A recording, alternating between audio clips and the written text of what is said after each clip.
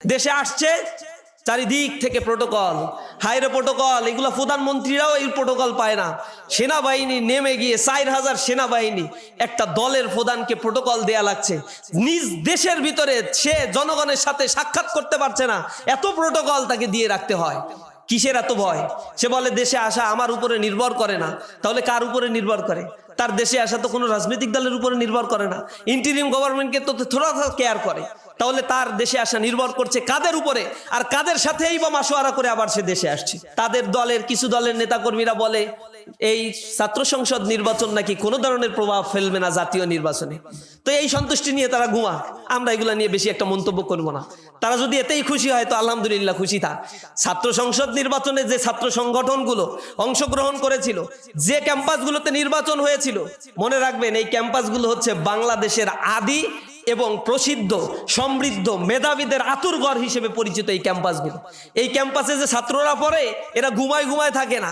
এই ক্যাম্পাসের ছাত্ররাই বাংলাদেশের জুডিশিয়ারি, অ্যাডমিনিস্ট্রেশন, ডিফেন্স ফোর্স, বাংলাদেশের আঞ্চলিক নিরাপত্তা, বুদ্ধিজীবী মহল থেকে শুরু করে বাংলাদেশের প্রতিটি অঙ্গনগুলো মুখর করে রাখে এই ক্যাম্পাসের ছাত্র জনতারা। তাদের একজন নেতা বক্তব্য রাখছে, নেত্রী বক্তব্যে বলছে যে কৃষক কার্ড দিচ্ছে, কৃষক কার্ড দিলে পেস্টিসাইড ফ্রি পাবে।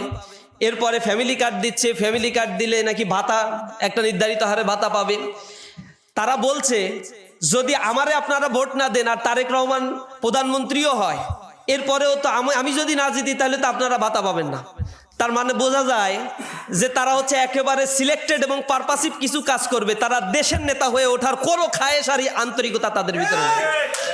আমি শুরুতেই স্মরণ করছি ইনকিলাব মঞ্চের মুখপাত্র শহীদ শরীফ ওসমান বিন হাদির কথা, যিনি আধিপত্যবাদের বিরুদ্ধে লড়াই করতে গিয়ে তার জীবন উৎসর্গ করেছেন। আল্লাহ রাব্বুল আলামিনের কাছে তার শাহাদাতের সর্বোচ্চ মর্যাদা কামনা করছি। পাশাপাশি ইন্টারিম গভর্নমেন্টের দৃষ্টি আকর্ষণ করছি, আমাদের শরীফ ওসমান বিন হাদি শাহাদাত বরণ করার পূর্বে বারবার বলতো আমার মৃত্যু হোক, কিন্তু আমার একটা চাহিদা, মৃত্যুর যেন বিচারটা হয়। আমরা দেখতে পাচ্ছি এই অথর্ব গভর্নমেন্ট যে জুলাই বিপ্লবের রক্তের উপরে দাঁড়িয়ে যাদের গঠন, সেই জুলাই বিপ্লবীদেরকে যখন শহীদ করা হয় তখন তাদের নির্লিপ্ত অবস্থান আমাদের মুখকে লজ্জিত করে তোলে।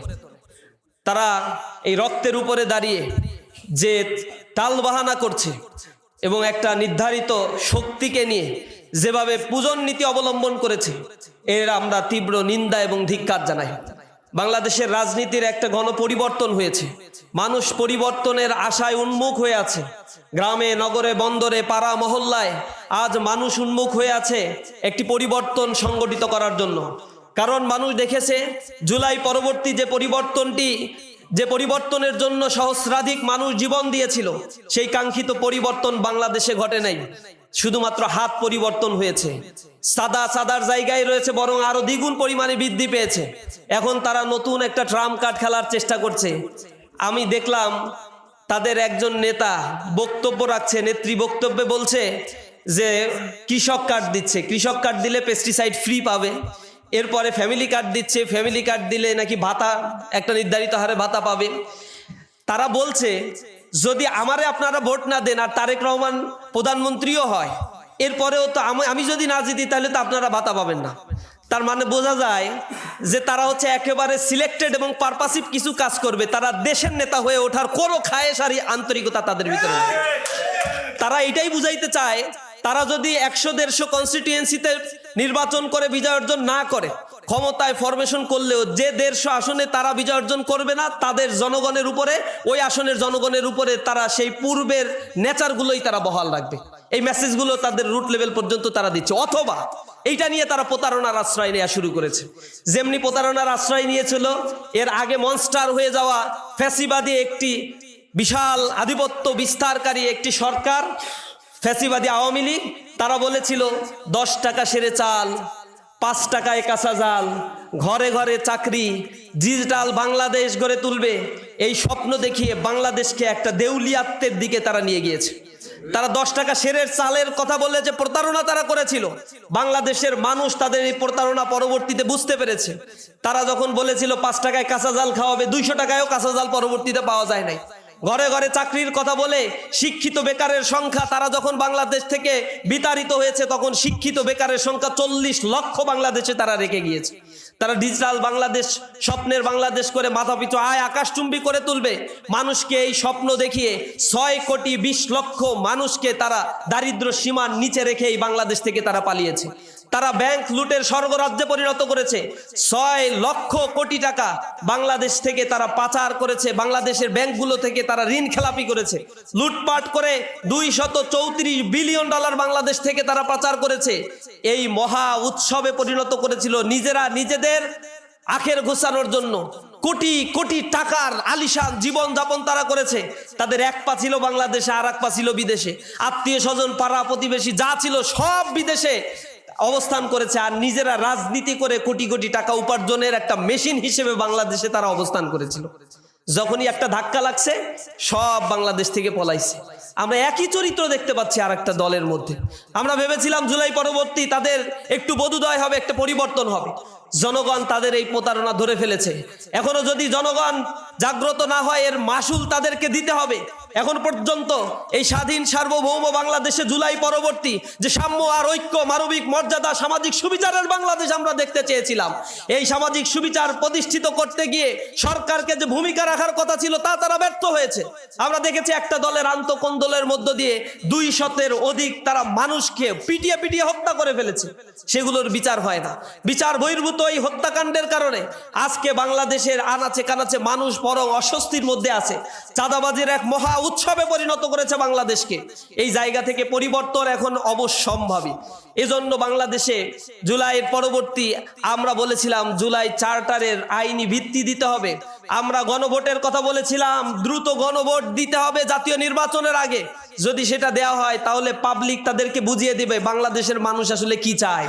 যারা এই সন্ত্রাস, অন্যায়, অপকর্মের মধ্যে লিপ্ত রয়েছে তাদেরকে মানুষ লাল কার্ড দেখিয়ে দিবে। কিন্তু তারা তাতে রাজি না।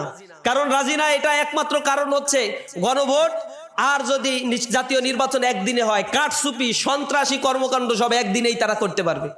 এজন্য তারা এটাকে চায় নাই, ডিনাই করছে। আমরা বলেছিলাম উপজেলা পর্যায় পর্যন্ত নির্বাচন দিয়ে বাংলাদেশের নির্বাচন কমিশনকে পরীক্ষার মুখোমুখি হতে হবে যে আসলেই তারা সুষ্ঠু নির্বাচন করতে সক্ষম। তাতেও তারা সেই চ্যালেঞ্জ গ্রহণ করতে পারে নাই, কারণ একটা দলকে সন্তুষ্ট করা ছাড়া আর কোনো চিন্তা ভাবনা তাদের মধ্যে নাই। দেশে আসছে চারিদিক থেকে প্রোটোকল, হাইরে প্রোটোকল, এগুলো প্রধানমন্ত্রীরাও এই প্রোটোকল পায় না। সেনাবাহিনী নেমে গিয়ে 4000 সেনাবাহিনী একটা দলের প্রধানকে প্রোটোকল দেয়া লাগছে। নিজ দেশের ভিতরে সে জনগণের সাথে সাক্ষাৎ করতে পারছে না, এত প্রোটোকল তাকে দিয়ে রাখতে হয়। কিসের এত ভয়? সে বলে দেশে আসা আমার উপরে নির্ভর করে না। তাহলে কার উপরে নির্ভর করে? তার দেশে আসা তো কোনো রাজনৈতিক দলের উপরে নির্ভর করে না। ইন্টারিম গভর্নমেন্টকে তো থোড়া কেয়ার করে। তাহলে তার দেশে আসা নির্ভর করছে কাদের উপরে, আর কাদের সাথেই বা মাসোয়ারা করে আবার সে দেশে আসছে? এগুলো মানুষ এখন প্রশ্ন করছে, জনমনে উদ্বেগের সৃষ্টি হয়েছে। এরকম রাজনীতিকবিদদের দিয়ে, এইরকম রাজনৈতিক দল দিয়ে কিভাবে নিরাপত্তা নিশ্চিত করা সম্ভব এই দেশের? আমরা উদ্বিগ্ন। মানুষ এখন উন্মুখ হয়ে আছে একটা বড় পরিবর্তনের জন্য। হ্যাঁ ভোটের পক্ষে ক্যাম্পেইন করার ক্ষেত্রে তারা আবার বাধা সৃষ্টি করতে চায়। আমরা বলছি জুলাইকে আইনি ভিত্তি দিতে হলে হ্যাঁ ভোটের পক্ষে জনমত তৈরি করতে হবে। হ্যাঁ ভোট যদি হয় তাহলে আবার একটা দৈত্য দানব বাংলাদেশে তৈরি হবে না। সংবিধান সংস্কার হবে, সংবিধান কাটাছেড়া করতে গিয়ে আবার গণভোটের প্রয়োজন হবে। সুতরাং ইচ্ছা মতো কেউ সংবিধান কাটাছেড়া করতে পারবে না। নির্বাচন কমিশন স্বচ্ছ হবে। আর একটা দল ক্ষমতা থেকে চলে গেলে এরপরে তত্ত্বাবধায়ক সরকার ব্যবস্থা পুনর্বহাল এই গণভোটের মাধ্যমেই হবে, এবং তত্ত্বাবধায়ক সরকারের অধীনে যে নির্বাচন সামনে হবে এই তত্ত্বাবধায়ক সরকারে গঠিত হবে সরকারি দল, বিরোধী দল এবং অন্যান্য রাজনৈতিক শক্তিগুলোর একটা ঐক্যবদ্ধ প্রয়াসের মধ্য দিয়ে তত্ত্বাবধায়ক সরকার গঠিত হবে। এরপরে দুদকের ফরমেশন, স্বাধীন বিচার বিভাগ, এগুলো সকল সংস্কারগুলো এই হ্যাঁ ভোটের মধ্যে লুকায়িত রয়েছে। সুতরাং হ্যাঁ ভোট যদি সামনে জয়যুক্ত হয় বাংলাদেশে জুলাইয়ের আকাঙ্ক্ষা বাস্তবায়ন হবে। এজন্য ছাত্র জনতাকে আবারও সামনের সারিতে থেকে নেতৃত্ব দিতে হবে। জুলাইয়ের আকাঙ্ক্ষা আমাদের অন্তরে ধারণ করতে হবে। বাংলাদেশ এক পরিবর্তনের জন্য অপেক্ষা করছে, সেই পরিবর্তনের জন্য জন্য আমাদের নেতৃত্ব দিতে হবে। আমরা আশা করি জাগপা ছাত্রলীগ সেই নেতৃত্বের ক্ষেত্রে পূর্বে যে ভূমিকা রেখেছে সেই ভূমিকা তারা অব্যাহত রাখবে। বাংলাদেশকে গঠন করার পূর্ব পর্যন্ত আমরা তরুণ সমাজ দমিত হব না। আমরা ক্যাম্পাসগুলোতে দেখতে পেয়েছি, প্রতিটি ক্যাম্পাসে আজ মহাজাগরণ সৃষ্টি হয়েছে। মানুষেরা আজ পরিবর্তনের হাওয়া প্রতিটি ক্যাম্পাসে লেগেছে। তাদের দলের কিছু দলের নেতাকর্মীরা বলে এই ছাত্র সংসদ নির্বাচন নাকি কোনো ধরনের প্রভাব ফেলবে না জাতীয় নির্বাচনে। তো এই সন্তুষ্টি নিয়ে তারা ঘুমা, আমরা এগুলা নিয়ে বেশি একটা মন্তব্য করব না। তারা যদি এতেই খুশি হয় তো আলহামদুলিল্লাহ, খুশি থাক। ছাত্র সংসদ নির্বাচনে যে ছাত্র সংগঠনগুলো অংশগ্রহণ করেছিল, যে ক্যাম্পাসগুলোতে নির্বাচন হয়েছিল, মনে রাখবেন এই ক্যাম্পাসগুলো হচ্ছে বাংলাদেশের আদি এবং প্রসিদ্ধ সমৃদ্ধ মেধাবীদের আতুরঘর হিসেবে পরিচিত এই ক্যাম্পাসগুলো। এই ক্যাম্পাসে যে ছাত্ররা পড়ে এরা ঘুমায় থাকে না। এই ক্যাম্পাসের ছাত্ররাই বাংলাদেশের জুডিশিয়ারি, অ্যাডমিনিস্ট্রেশন, ডিফেন্স ফোর্স, বাংলাদেশের আঞ্চলিক নিরাপত্তা, বুদ্ধিজীবী মহল থেকে শুরু করে বাংলাদেশের প্রতিটি অঙ্গনগুলো মুখর করে রাখে এই ক্যাম্পাসের ছাত্র জনতারা।